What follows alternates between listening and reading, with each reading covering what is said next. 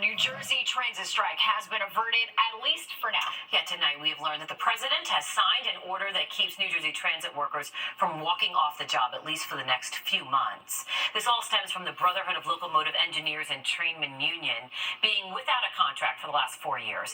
They say they are the lowest paid train engineers in the country. So President Biden is intervening, meaning that he's calling an emergency board called a PEB that will be formed to help mediate the dispute.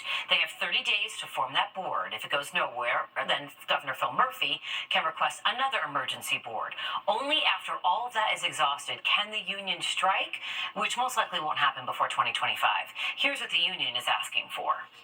Sticking point right now is wages to be in the same competitive area that the other railroads in our vicinity are for a locomotive engineer. Which is right now New Jersey Transit is approximately 15% below that average. They're always saying that, as you heard, the fiscal cliff, but at the same time, as they said, if they can spend a $500 billion with a B for new office spaces and parking spaces, why can't they spend this on some money on a locomotive engineer? And tonight, New Jersey Transit issuing a statement to Fox 5 saying New Jersey Transit has and will continue to engage in good faith negotiations that fairly and best represent the interest of NJ Transit's hundreds of thousands of customers, as well as New Jersey taxpayers. We remain fully committed to an amicable resolution to these contract talks. And we've learned the name of the truck driver who was killed in a public hearing tonight about the redesign of the Queens bus network. The final proposal includes 15 new local routes, and it hopes to improve connections and decrease travel times. Transit advocates with Passengers United tell us they're concerned about certain bus stops being eliminated. The MTA says they have hosted dozens of meetings to get feedback from the community. It was a rough day on Wall Street, with the major indexes posting their worst losses in 2 years. The sell-off was fueled by disappointing earnings from tech giants Alphabet, the parent company of Google, and Tesla. Those reports dragged down other heavyweight tech stocks tied to artificial intelligence. Tech companies have been responsible for the majority of the S&P 500's record run this year. The cybersecurity company CrowdStrike blamed a bug in their quality control system for last week's massive worldwide tech outage. The company says a software update triggered bad data to disrupt millions of machines. Moving forward, they're going to now stagger their updates to prevent another major disruption and give customers more control if there is a problem. CrowdStrike will release a full analysis of the meltdown once their investigation is complete. A city council member accused of biting an NYPD officer during a protest speaks out. In a Fox 5 exclusive, New York City Councilwoman Susan Zhuang is speaking out about her arrest last week for allegedly biting a police officer during a homeless shelter protest in Bensonhurst, Brooklyn. Fox 5's Arthur Chin sat down with her today, and Zhuang says the protest wasn't planned and only started when the city began construction at the proposed site at 5 a.m. that morning. She says when a contractor was asked to show a permit for the early start time, an elderly woman ended up under a barricade in the chaos that followed. Zhuang was later charged with assault. Mayor Adams called on her to apologize to the police department. I will never apologize to protect 80 years old woman, but things happened. Should we do better? Yes, we should do better. Zhuang says that Mayor Adams did meet with her after the protest to discuss the community's concerns. She tells us residents are okay with the shelter in Bensonhurst, but not on a busy commercial corridor with schools and senior centers. Police are trying to find the 10 o'clock news. Fox 5 reveals a porous border in an exclusive two-part story. Migrants in America, the northern border. When we talk about the migrant crisis, a lot of the focus is on the southern border, but there's an alternative doorway for those in search of the American dream, and it's just a few hours' drive from New York City. Fox 5's Stephanie Bertini and photojournalist Lenny Torres traveled upstate to the northern border, where they found out there is a surge of migrants that are crossing through Canada.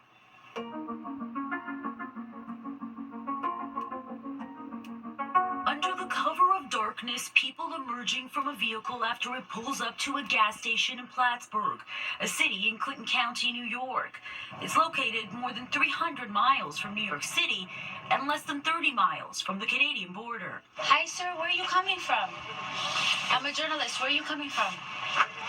You came from Canada? My questions met with silence. Tell us where you're coming from.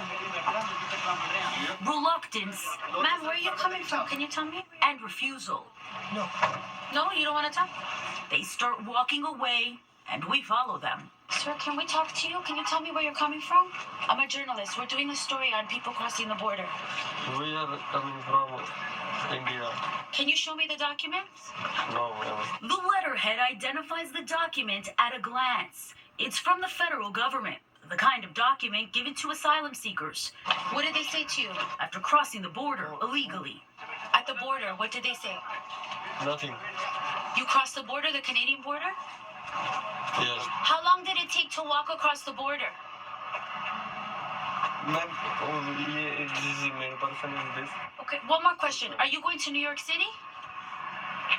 Yeah. And that's how we finally confirmed where at least one of them is going. The gas station is called Mountain Mart. It's also a bus stop here in upstate New York, and we've confirmed well known around here as a meeting place for migrants after crossing the northern border. About 20 miles from here and closer to Canada, the town of Champlain, where town supervisor Thomas Tremblay regularly deals with complaints from people about migrants on their property. To me, it's like a back door. A back door into the United States, he says. While our eyes look at the flow of people crossing the southern border, here locals will tell you an alternate route into the U.S. through Canada is becoming more popular for people who are desperate to get into the country. We've seen 4, 6, or 8 individuals walking down one of our town roads or village streets. It's a regular thing. It's become a regular thing, yes. I got them on my cameras all the time, going through the woods. These images from Joe Ashland's deer camera. They're not shy, they just walk down the street. He says migrants end up around his home all the time. You gotta lock everything. Years ago, you never locked any doors around here, but now you do. Have you ever had to place a call to Border Patrol? Oh, plenty of times. People around here tell us placing calls to Border Patrol is a regular thing. Across the road from my house, they come over the hill. Canada is only a 10-minute walk. Alan Racine lives right by the northern border. There was a family. There was 5 of them. There was a husband and wife, a teenager, and 2 little ones. And I talked to them. I couldn't understand the word they said. So I asked them if they needed a bottle of water. It was really hot out. I said, need water or something? And all I seen was a little girl go like this. Yeah. She was hungry. He works in the town of Champlain as a highway superintendent Water's right over here. and took us on a drive. And you walk right across. We went through a cemetery where he says you can often find evidence of people moving through. Normally when you come down here, sometimes you see clothes. You know, here on the cement here, changing the clothes here. Stretching more than 5,500 miles long, the northern border is the longest land border in the world, more than twice as long as the southern border. Here, there are no walls, fences, or major barriers. There is a lot of open land. Walking through grass and surrounded by tall trees, there are many places for migrants to hide, and that's how many of them are navigating the northern border undetected. In a statement to Fox 5 News, a spokesperson for U.S. Customs and Border Protection said, "We have seen an increase by USBP in apprehensions of individuals unlawfully crossing the northern border. We looked at the data and found a sharp increase in the number of encounters Border Patrol is having with people illegally crossing from Canada. This fiscal year so far, as of June, 16,459 and counting. The number already exceeding last fiscal year with a total of 10,021 encounters.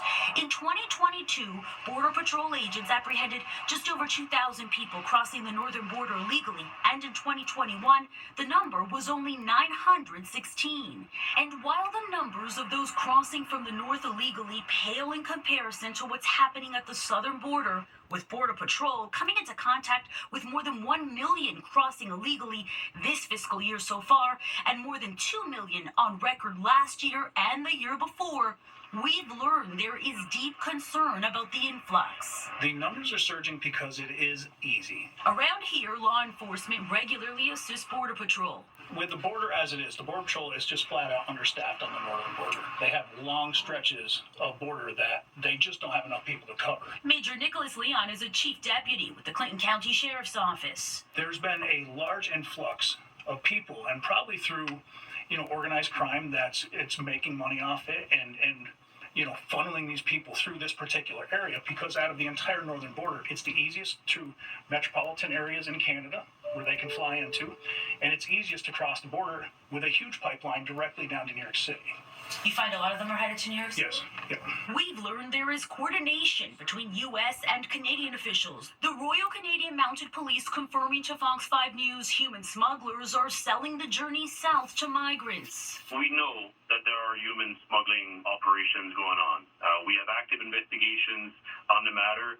We've also arrested and charged a few smugglers recently. But the reality is that just by the sheer volume of migrants, this is a highly sophisticated operation that we're talking about. The pattern all too familiar. The federal government has long documented human smugglers working at the southern border, exploiting migrants who are willing to do almost anything to get to America.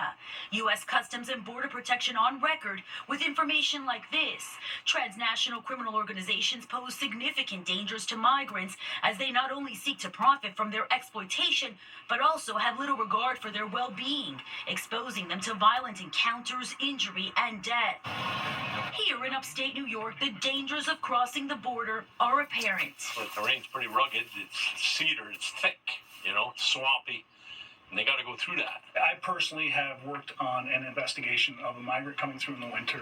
She ended up getting in a high water area, ended up drowning.